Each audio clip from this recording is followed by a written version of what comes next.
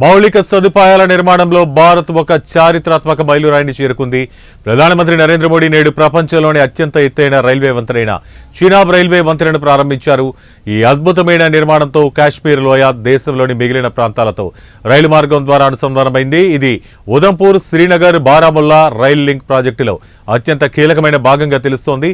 ఈ ఉదయం ఉదంపూర్లోని వైమానిక దళ కేంద్రానికి చేరుకున్న ప్రధాని మోదీ అక్కడి నుంచి చీనాబ్ వంతెన నిర్మించిన ప్రదేశానికి వెళ్లారు. అక్కడ ఈ ప్రతిష్టాత్మక వంతెనను అధికారికంగా ప్రారంభించి జాతికి అంకితం చేశారు. ఏప్రిల్లో 26 మంది ప్రాణాలను బలిగొన్న పెహల్గాం ఉగ్రదాడికి ప్రతీకారంగా సరిహద్దు దాటి చేపట్టిన ఆపరేషన్ సింధూర్ తర్వాత ప్రధాని మోదీ జమ్మూ కాశ్మీర్లో పర్యటించడం ఇదే తొలిసారి కావడం గమనార్హం. ఈ వంతెన ప్రారంభోత్సవం అనంతరం ప్రధాని మోదీ భారతదేశపు మొట్టమొదటి కేబుల్ ఆధారిత రైల్వే వంతెనైన అంజీ వంతెనను కూడా ప్రారంభించారు. ఈ రైళ్ల రాకతో మొత్తం 272 కిలోమీటర్ల పొడవైన Udhampur, Srinagar, Baramulla rail link project మార్గం పూర్తిగా అందుబాటులోకి వస్తుంది.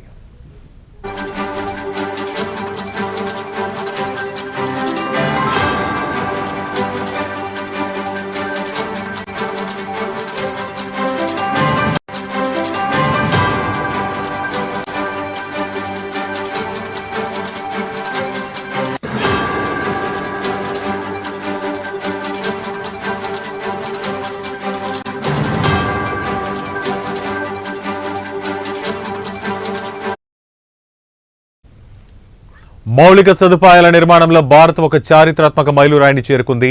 ప్రధానమంత్రి నరేంద్ర మోడీ నేడు ప్రపంచంలోని అత్యంత ఎత్తైన రైల్వే వంతెన చీనాబ్ రైల్వే వంతెనను ప్రారంభించారు. ఈ అద్భుతమైన నిర్మాణంతో కాశ్మీర్ లోయ దేశంలోని మిగిలిన ప్రాంతాలతో రైలు మార్గం ద్వారా అనుసంధానమైంది. ఇది ఉదంపూర్, శ్రీనగర్, బారాముల్లా రైల్ లింక్ ప్రాజెక్టులో అత్యంత కీలకమైన భాగంగా తెలుస్తోంది.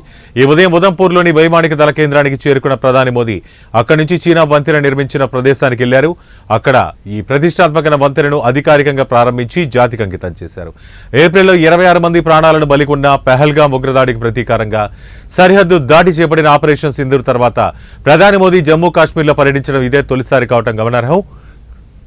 ఈ వంతెన ప్రారంభోత్సవం అనంతరం ప్రధాని మోదీ భారతదేశపు మొట్టమొదటి కేబుల్ ఆధారిత రైల్వే వంతెనైన అంజీ వంతెనను కూడా ప్రారంభించారు.